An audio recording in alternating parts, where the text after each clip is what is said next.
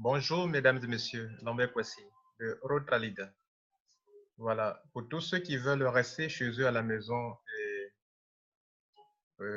dépendre de leurs propres efforts en termes de développement de business, je sais ce que c'est de rester sans salaire et donc se débattre nuit et jour pour pouvoir vivre soi-même.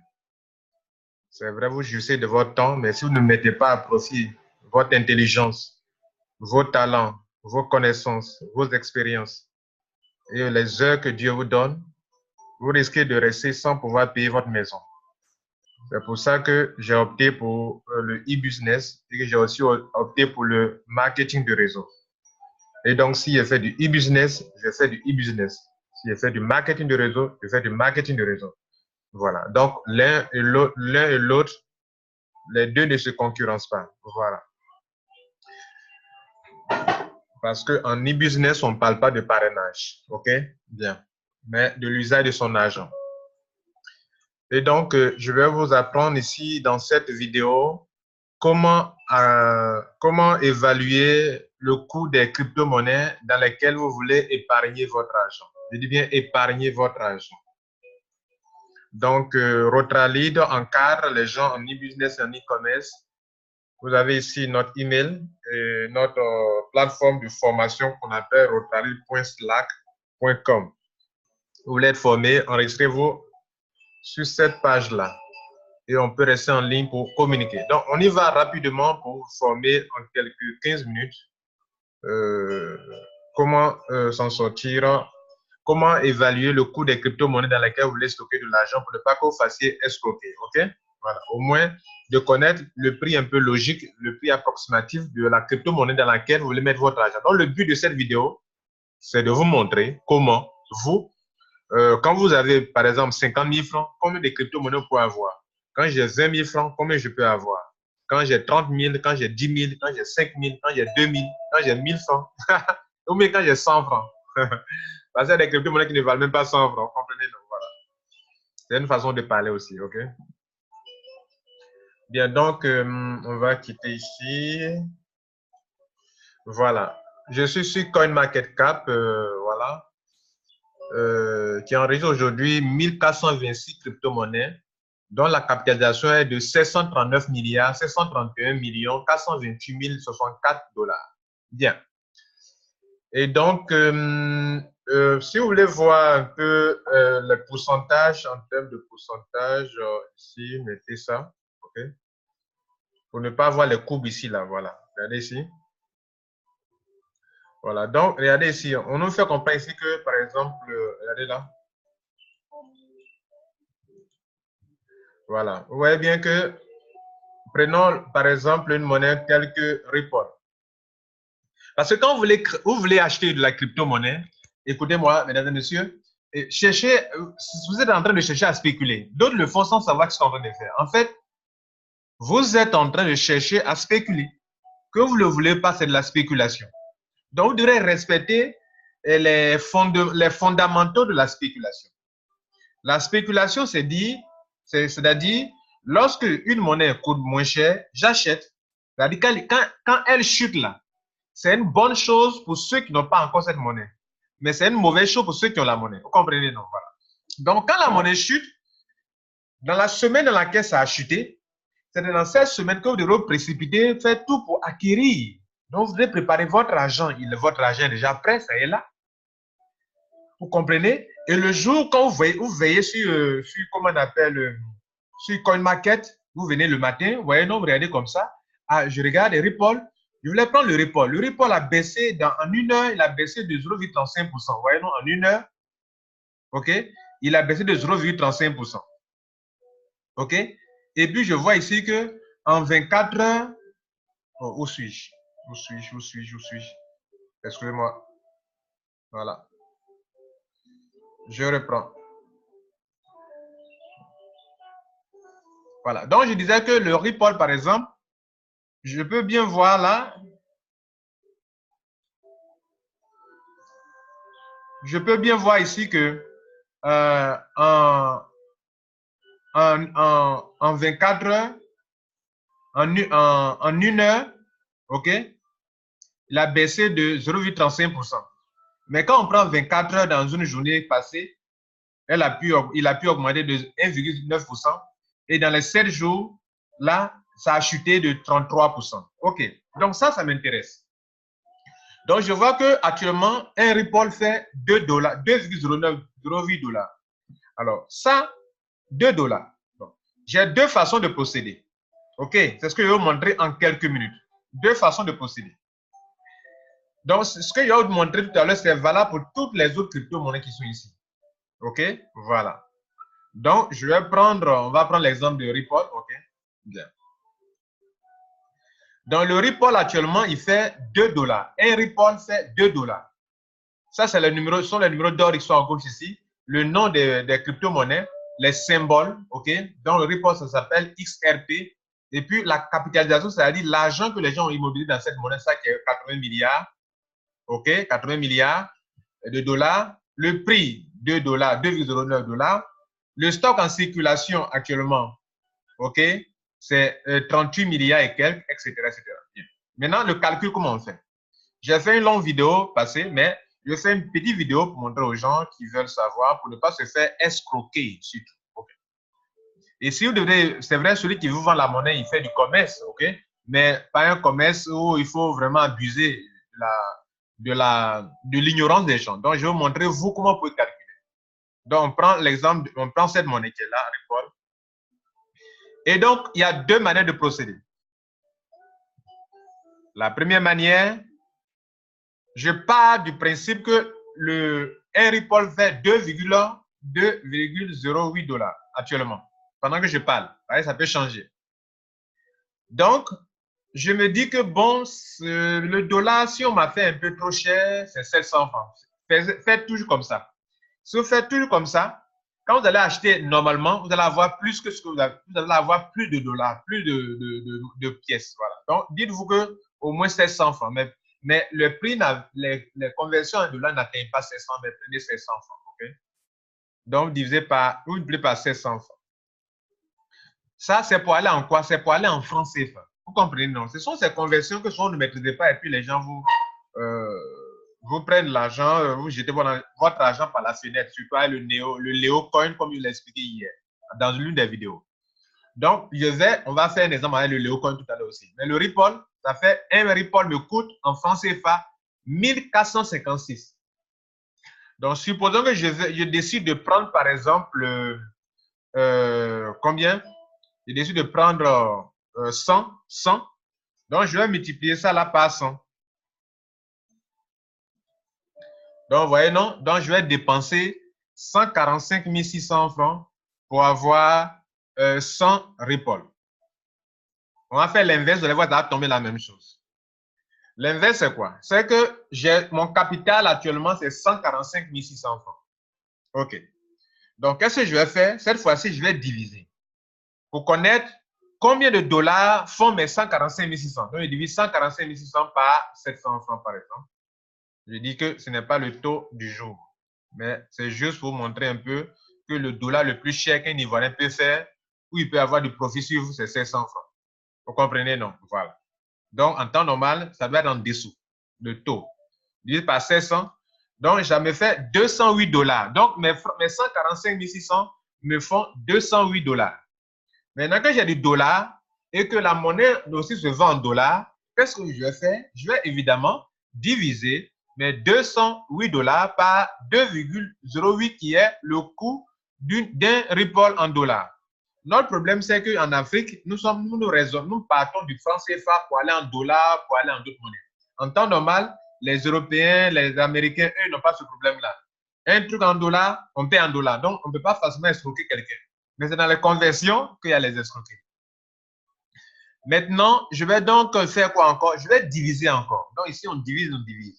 Je divise encore pour savoir combien mes 208 dollars peuvent prendre de Ripple. Donc, divisé par 2,08.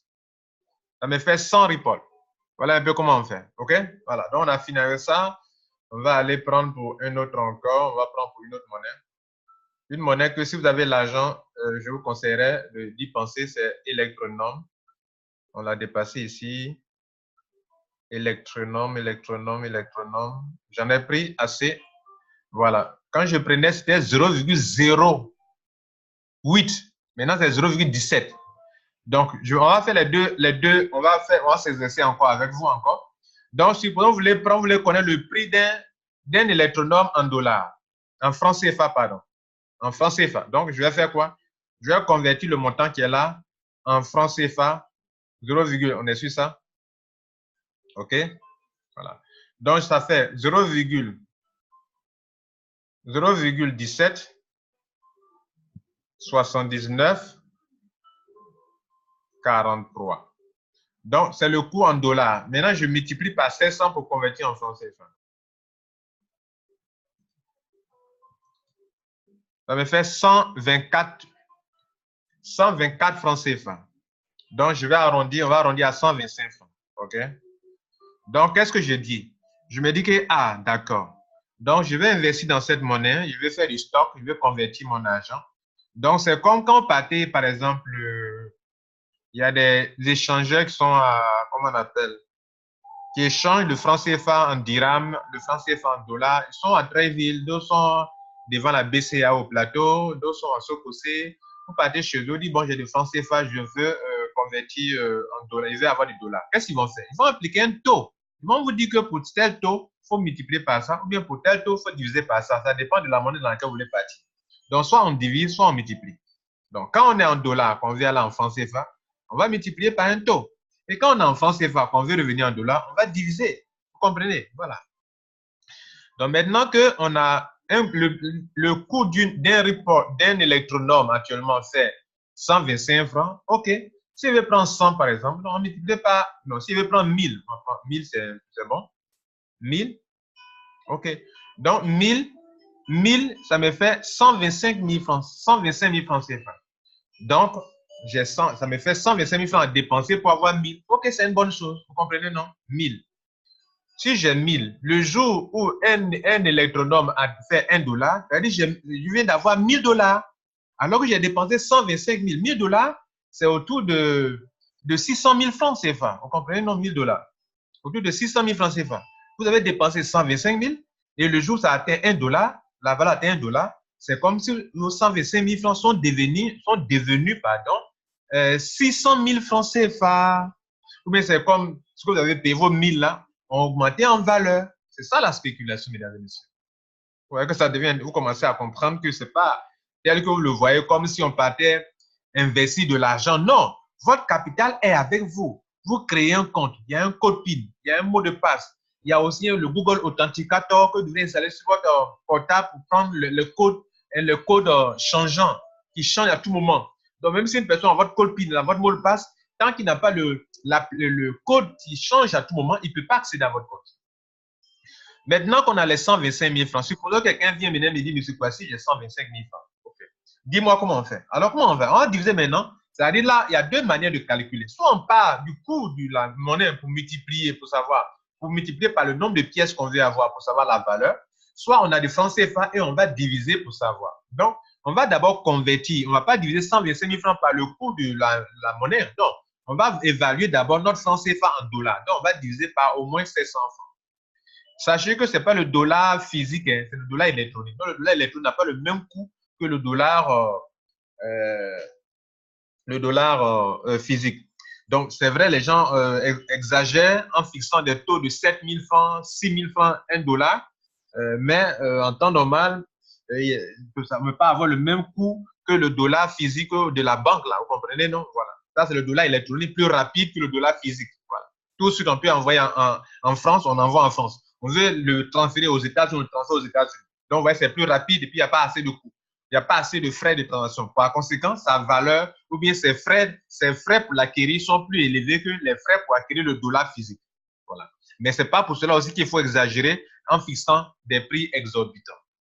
Donc, j'ai 178 $, mais 125 000 faut 178 $. Je vais diviser maintenant par le coût ce coût qui est là. Donc, 0,17. C'est la même chose, on fait le même calcul pour que vous soyez habitués à ça. 79,43. Ouais, donc ça me fait les 100, bon, on a pris des nombres à virgule. Bon, donc ça fait les 100, les 1000 électronormes que je cherchais à faire. Voilà. Donc, il y avait des normes en virgule aussi, tout ça. Donc, ça fait les 1000, au moins j'ai les 1000. Voilà. Voilà comment on fait les calculs. Bien, maintenant, on fait un deuxième exercice avec une monnaie, puis on va s'arrêter là. On va faire avec votre monnaie phare. Et l'Ivoirien, sont Léocoin. On ne peut pas l'arrêter. Chier! On peut seulement Léocoin. Bien. Alors, Léocoin, là, même depuis là, il ne bouge jamais. Depuis 2 ans, il ne bouge pas. Hein? Il ne bouge pas, hein? Il ne bouge pas trop. Regardez ici.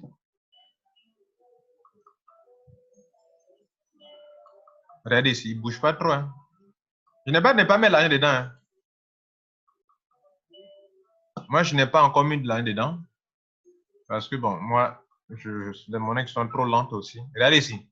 Depuis août 2015, elle était à 0,3. En fait, en bourse, là, regardez ici, ces colonnes-là, les crypto-monnaies-là, quand on ouvre en bourse, ça c'est open, c'est-à-dire l'ouverture de la bourse. Ça, c'est cette colonne-là, c'est quand la monnaie, le montant le plus élevé dans la journée. Ça, c'est le montant le plus bas. Puis ça monte et ça descend. Voilà. Si quelqu'un vous dit qu'une crypto-monnaie est fixe, c'est du faux. Voilà. À la clôture, close, voilà ce que c'était. Le volume qui était en circulation. Voilà, etc. Donc, c'est ainsi que à l'ouverture, là, quand on lançait cette monnaie sur CoinMarket, là, elle valait 0,32. 0,32 $, si vous voulez, OK? Prenons 0,32. Et puis, regardez 2015, regardez son évolution. Vous voyez son évolution? Il chute, il monte, mais il n'évolue même pas, il n'est jamais arrivé à atteindre au moins $1. Hein? Durant 2 ans, quand même. Hein? Hein? Vous voyez, non? OK? Bien. Vous voyez un peu, non? Donc, c'est ça. Donc, on va faire le calcul pour ça et puis on va montrer. Il y a des monnaies même qu'on a lancées hier déjà, ça fait déjà $5. Regardez ici. On va aller rapidement. Vous avez compris le système de calcul. Donc, on va finir le Léo. Donc, regardez ici. Un Léo coûte combien? Voilà ça. Donc, je vais savoir combien Léo coûte pour savoir combien de pièces je peux prendre. Donc, le Léo, il est 406. On peut revenir sur la même chose. Il est au 406e rang. Excusez-moi. 406e rang. 406e rang. 406e rang.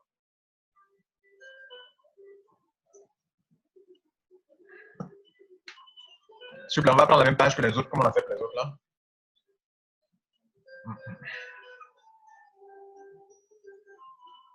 Ok, donc on y est. Je vais prendre le rang.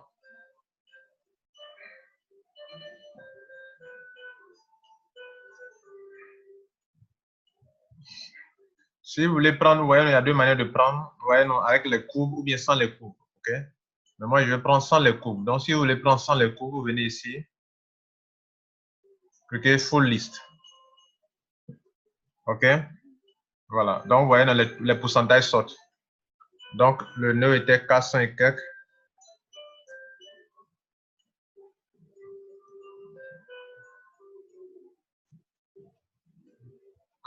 Et quelques.